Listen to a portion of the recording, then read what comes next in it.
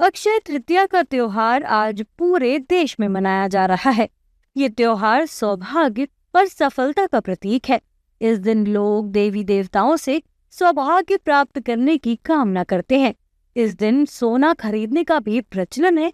इसी के चलते गुजरात के राजकोट में लोग आभूषण खरीदने पहुंचे। आभूषण खरीदने आए ये ग्राहक ने अक्षय तृतीया के दिन सोना खरीदने का महत्व बताया। मैंने अभी सोना खरीदा है। आज का दिन जो है अखातीज का दिन, वो सोना चांदी लेने के लिए बहुत ही शुभ माना जाता है। इसलिए मैं भी यहाँ पर सोना लेने आई हूँ और मैंने मंगलसूत्र वगैरह की शॉपिंग की हुई है। वहीं राजकोट के राधिका ज्वेलर्स के मुकेश भाई ने बताया कि साल में 2 दिन उनके ऐसे ही जाते हैं। हालांकि इस बार कम लोग आ रहे हैं। आज अक्षय तृतीया मतलब अखात्रीज है, तो साल में 2 दिन ऐसे आते हैं, जैसे अखात्रीज और धनतेरस। तो सोने की खरीदारी और चांदी की खरीदारी रहती है इस दिन, क्योंकि ये सुकन के दौर पे भी सबसे अच्छा मुहूर्त गिना जाता है। तो हर कोई लोग छोटी बड़ी खरीदी सुकन के लिए भी करेंगे।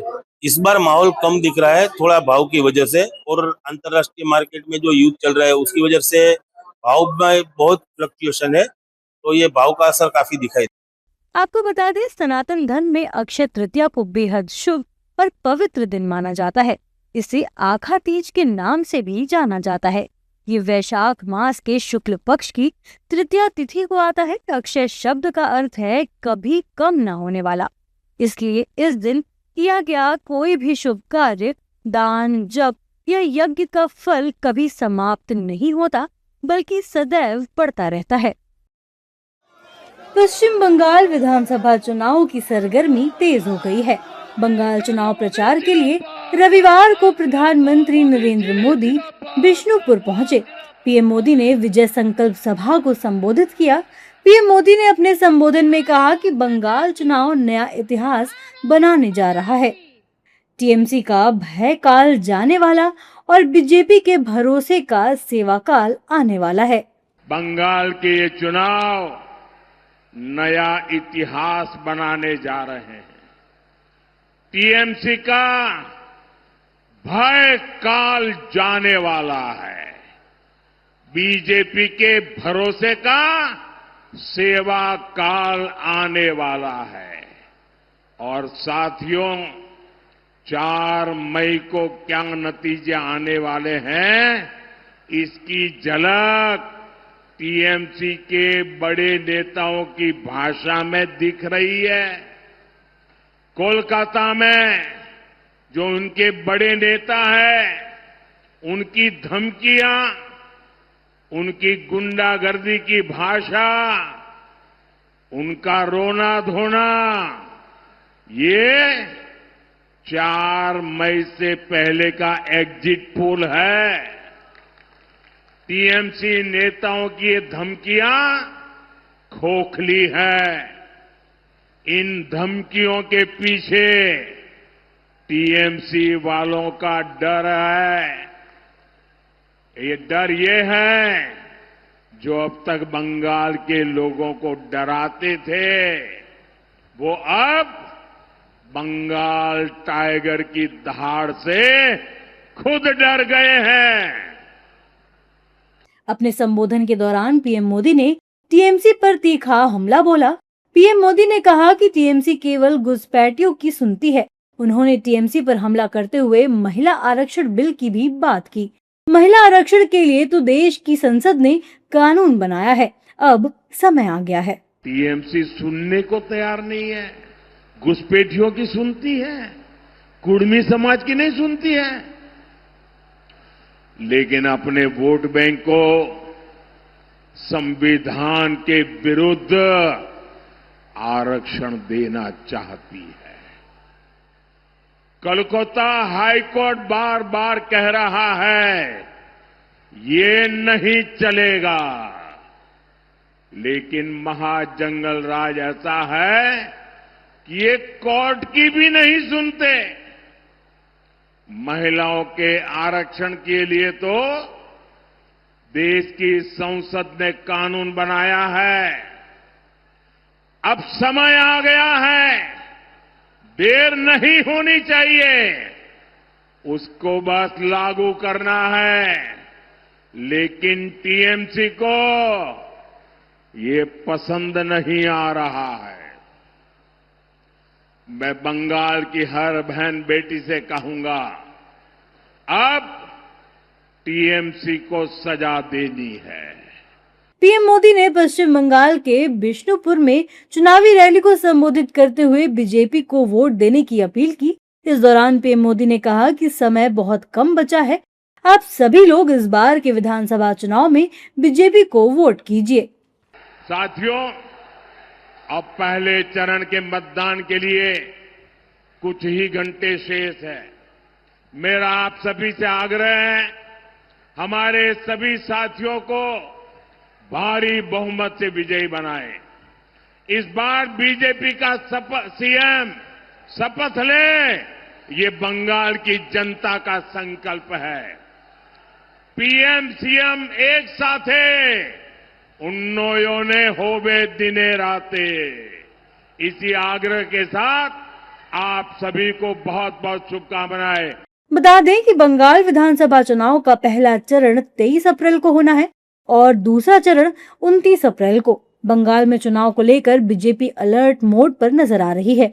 खुद पीएम मोदी चुनावी रैलियों को संबोधित कर रहे हैं। हालांकि ममता बनर्जी भी केंद्र सरकार पर लगातार हमलावर हैं और राज्य में अपनी सरकार बनाने का दावा कर रही हैं। लोकसभा में महिला आरक्षण बिल गिरने के बाद प्रधानमंत्री नरेंद्र मोदी ने राष्ट्र के नाम एक संबोधन किया।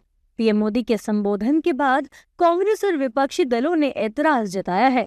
कांग्रेस राष्ट्रीय अध्यक्ष मल्लिकार्जुन खड़गे ने पीएम मोदी पर सरकारी तंत्र का दुरुपयोग करने का आरोप लगाया है।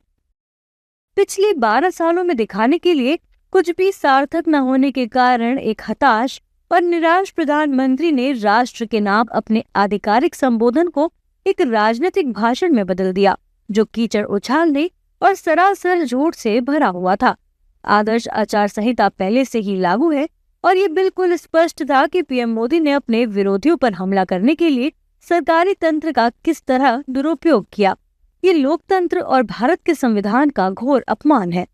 3 साल के बाद नोटिफिकेशन करना कि महिला आरक्षण बिल 2023 में पास हो गया था, इससे बड़ा झूठ, इससे बड़ा धूर्तता, इससे महिला विरोधी कौन हो सकता है। राष्ट्र के नाम आप संदेश देते हैं, शर्म नहीं आती। महिला विरोधी, खुद की पत्नी को आपने छोड़ दिया दर ठोकरें खाने के लिए। आप महिला हितैषी होने जा रहे हैं। अरे इनका क्या योगदान है महिलाओं में? इन लोगों पर तो जितने आरोप लग रहे हैं, महिलाओं में मनुस्मृति में तो महिलाओं के लिए कुछ रेस्पेक्ट है ही नहीं। सावित्रीबाई फूले पर हमला किसने किया जब एजुकेशन की बात आई? तो महिलाओं का रेस्पेक्ट तो इस जन्म में ये लोग कर ही नहीं सकते। 24 में 26 में आपको जब हाउस चल रहा था तो फिर आपको विशेष सत्र बुलाने की जरूरत क्यों पड़ी? मैं फिर कहना चाहता हूं, कौन क्या कहता है, सबकी अपनी भाषा है और सब अपनी जगह अपने ढंग से कहते हैं। मैं तो कहता हूं और बहुत स्पष्ट रूप से कहता हूं, प्रधानमंत्री जी, आपकी पार्टी धोखा दे रही है।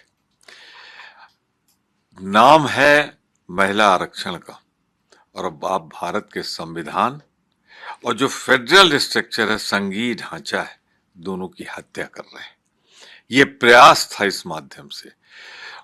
तीसरी चीज जो मैं कहना चाहता हूं, अगर साहस है, हिम्मत है, तो जो 2023 में पारित हो चुका है उसको आज लागू करिए। Say regarding the women reservation bill, it is the baby of the Congress party. Congress party initiated, we supported. Now this was not the time. They should have discussed with the opposition party. This is democracy. This is not a Hitler rule. They can't bring it at the time of the mid of the election and just change to alter the entire constituencies. See, they have to take everyone into confidence. They have not done that. That is why the opposition party did a good job. So it is a victory of the India Alliance. I congratulate all the parliament members of the India group who opposed it and let them discuss it in threadbare. नहीं, sympathy का देखो बात क्या है, देश की क्या महिलाएं सब समझदार हैं, हमारी माताएं बहनें बहुत समझदार है, वो सब समझती है कि ढोंगबाजी चल रहा है। अचानक से 3 दिन का आप सदन बुलाने की अर्जेंसी में क्या जरूरत थी आपको भाई? ये आपको सिर्फ चुनावी मुद्दा बनाना है आसाम में, उड़ीसा में, केरल में, कि देखो ये ऐसा हो गया, बाद विपक्ष को गाली बकना, वो ऐसे और अपना कॉलर ऊपर करना। अरे आपका ढोंगबाजी सब समझ में आ रहा था, आपके चेहरे से, आपकी बात से समझ में आ रहा था कि आपकी टाई फिश हो गई है, उल्टी गिनती आपकी शुरू हो चुकी। बता दें कि महिला आरक्षण बिल को लेकर देश की सियासत पूरी तरह से गर्मा चुकी है। एक तरफ बीजेपी और उसके सहयोगी दल विपक्षी पार्टियों को महिला विरोधी बता रहे हैं, तो दूसरी ओर विपक्ष भी केंद्र सरकार पर इस बिल के जरिए परिसीमन करने का आरोप लगा रहा है। ऐसे में सत्ता पक्ष और विपक्षी दलों के बीच बयानबाजी और भी तेज हो गई है। लोकसभा में महिला आरक्षण बिल से जुड़ा संशोधन विधेयक गिरने के बाद शनिवार को प्रधानमंत्री नरेंद्र मोदी ने राष्ट्र को संबोधित किया।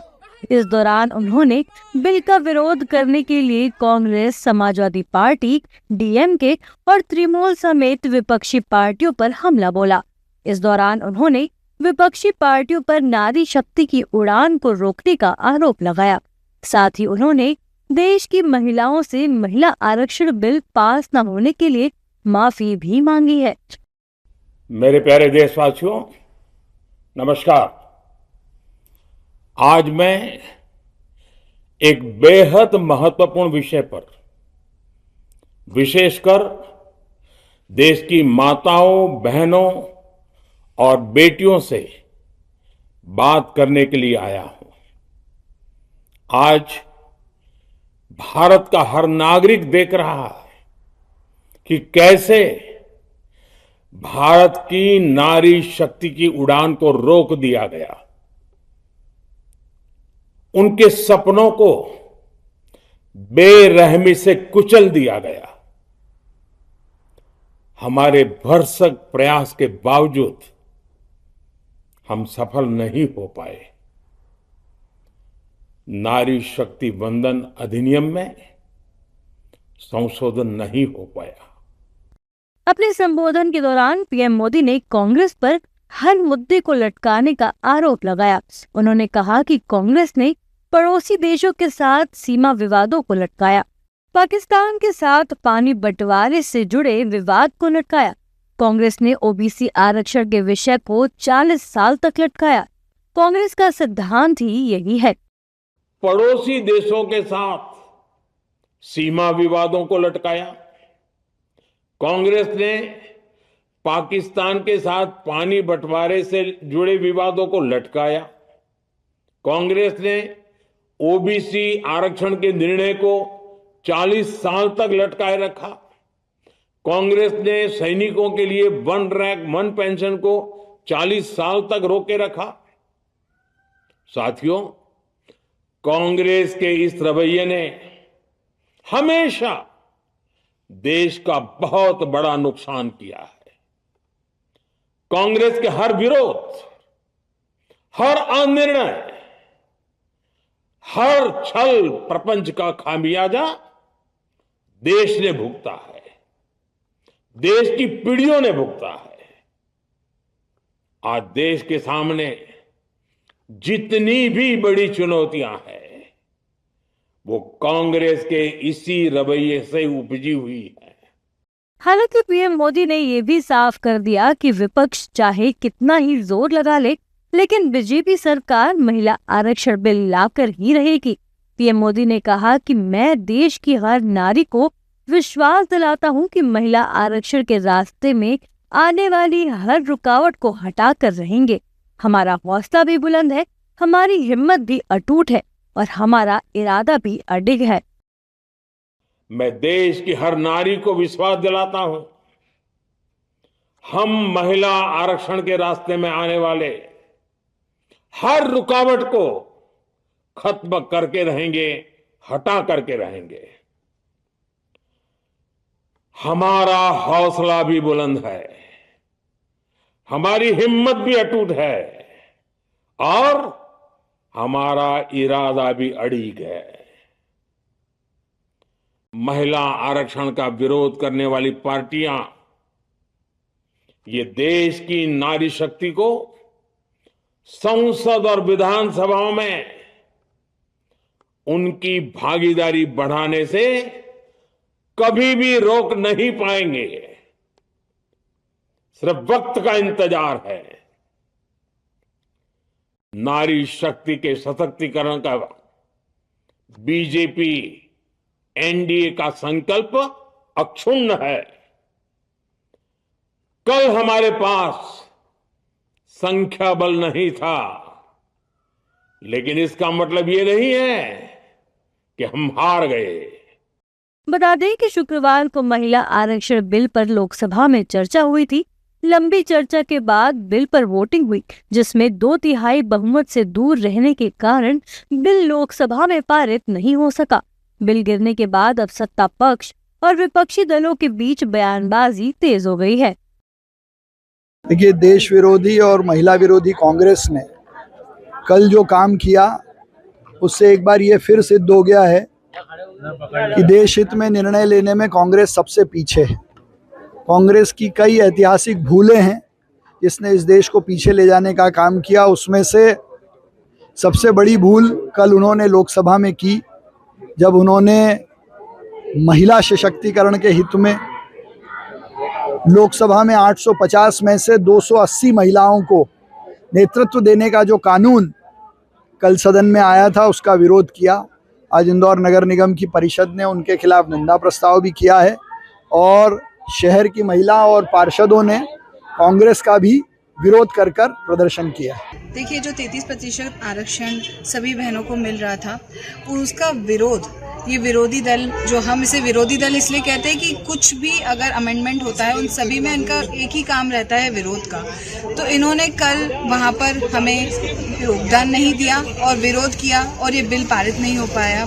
इसीलिए हम इस चीज़ का विरोध कर रहे हैं, क्योंकि सभी बहनों के मन में था कि कोई ना कोई हमारे बीच में से बहन विधानसभा में बैठेगी, लोकसभा में बैठेगी, लेकिन सबका मन जब वहाँ पे नोस का साउंड हुआ, वहाँ कल हम पार्लियामेंट में ही थे, तो जैसे ही वो नोस का साउंड हुआ सबका मन वहीं रुक गया और इसीलिए हमने यहाँ पे प्रदर्शन किया। आज यहाँ पे इंदौर महानगर के नगर निगम में आज महापौर जी के साथ हमने यहाँ विरोध प्रदर्शन किया है, क्योंकि जो नारी शक्ति अधिनियम पारित होने वाला था, जो बिल कल सब पूरा देश रहा देख रहा था, जश्न का माहौल था और विरोधियों ने जिस प्रकार इस बिल का विरोध किया है वो कहीं ना कहीं नारी शक्ति का अपमान है। नारियों को आगे नहीं, मतलब कहीं ना कहीं ये पुरुष प्रधान संस्कृति आप दिखाना चाह रहे हो कि नारी कभी आगे नहीं आए।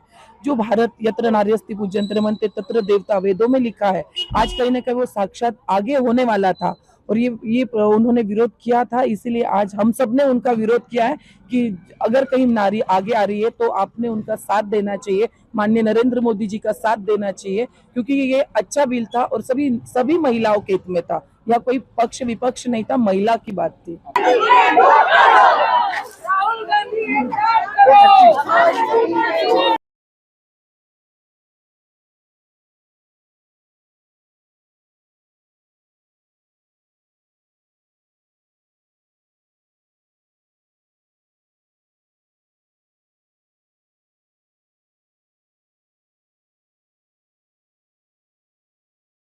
स्वदेशी पर जोर इसलिए जरूरी है, यह पदार्थ की बात नहीं है, उपभोक्ता की बात नहीं है, यह आत्मसम्मान की बात है, राष्ट्र जागरण की बात है, यह स्वाभिमान की बात है, यह लाखों हमारे जो कारीगर भाई हैं, आर्टिसंस हैं, उनकी बात है। जब हम स्वदेशी की बात करते हैं तो हम आसपास के क्षेत्र में जो छोटे छोटे कुटीर उद्योग हैं, छोटे छोटे जो काम करने वाले कारीगर हैं, हम उन सब की बात करते हैं। उससे हमारी परंपराएं सुरक्षित रहती है, उससे हमारी सारी जो मूल्य और हमारे जो आदर्श हैं वो बने रहते हैं। इसके लिए स्वदेशी जरूरी है। जहाँ स्वदेशी है वहाँ स्वाभिमान है। जिस देश का राष्ट्र स्वाभिमान है वही देश समृद्धशाली है। इसलिए देश को समृद्धशाली बनाने के लिए स्वदेशी जरूरी है।